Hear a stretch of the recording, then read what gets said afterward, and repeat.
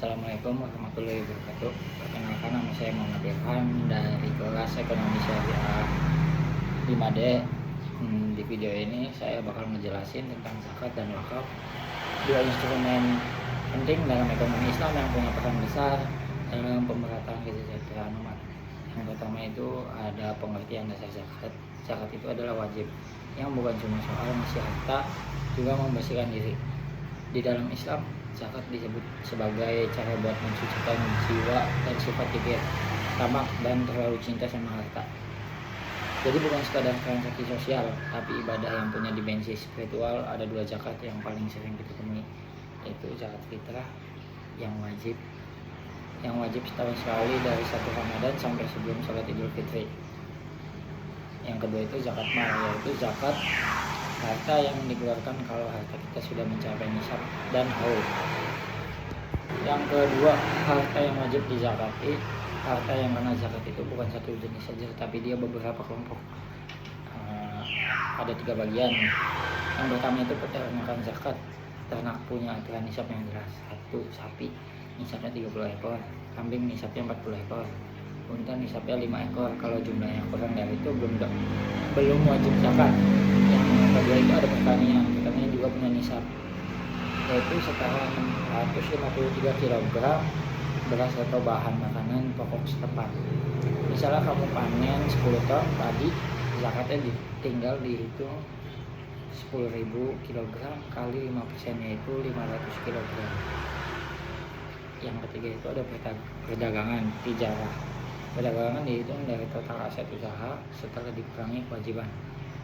Kalau nilainya sampai nisab setara 85 gram emas, maka wajib zakat 2,5%. Mustahik atau penerima zakat, ada 8 golongan yang berhak menerima zakat. Ini penting karena zakat tidak boleh diberikan sembarang.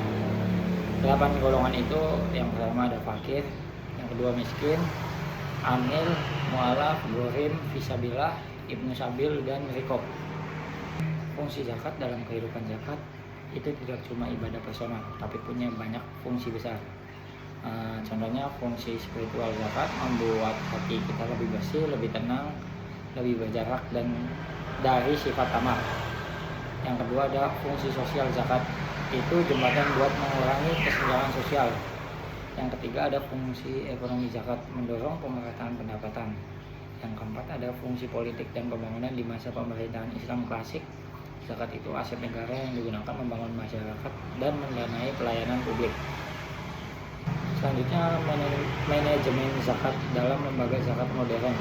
Ada 5 alur manajemen utama. Yang pertama perencanaan, yang kedua penghimpunan, yang ketiga pengelolaan, yang keempat pendayagunaan. Selanjutnya wakaf sekarang masuk ke bagian wakaf. Wakaf secara bahasa artinya menahan harta untuk kepentingan umum. Harta wakaf tidak boleh dijual, diwariskan, atau dihibahkan. Pokok hartanya harus tetap. Yang boleh dimanfaatkan adalah hasil atau manfaatnya. Dasar wakaf salah satunya dari surat Al-Maidah ayat 2 tentang tolong menolong dalam kebaikan. Selanjutnya ada rukun dan syarat wakaf. Yang pertama ada wakif, yang kedua ada mauquf, yang ketiga ada mauquf alaih, yang keempat ada nazir. Yang terakhir saya bakal menjelaskan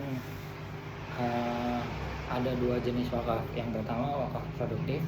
Dulu wakaf identik dengan masjid, makam, dan tanah untuk madrasah. Sekarang berkembang jadi wakaf produktif, yaitu wakaf yang bisa menghasilkan manfaat ekonomi berkelanjutan. Contohnya, yang pertama tanah wakaf yang dibangun di toko. Yang kedua kebun wakaf yang hasilnya untuk pendidikan. Yang ketiga wakaf tunai yang dikelola secara investasi syariah, hasilnya dipakai buat pendidikan, kesehatan, dan program sosial lainnya. Wakaf yang kedua ada wakaf konsumtif. Wakaf konsumtif ini adalah wakaf yang dikeluarkan seseorang dan nilai wakaf itu tidak bertambah dan hanya dimanfaatkan fungsinya saja, seperti wakaf tanah. Itulah penjelasan lengkap tentang zakat dan wakaf. 2 instrumen ini bukan cuma ibadah, tapi juga sistem ekonomi yang menjaga keadilan, pemerataan, dan keberlangsungan kesejahteraan umat. Harapannya dengan pengelolaan yang profesional, zakat dan wakaf bisa jadi kekuatan besar buat pemberdayaan masyarakat. Itu saja yang bisa saya sampaikan. Bila taufiq wal hidayah. Wassalamualaikum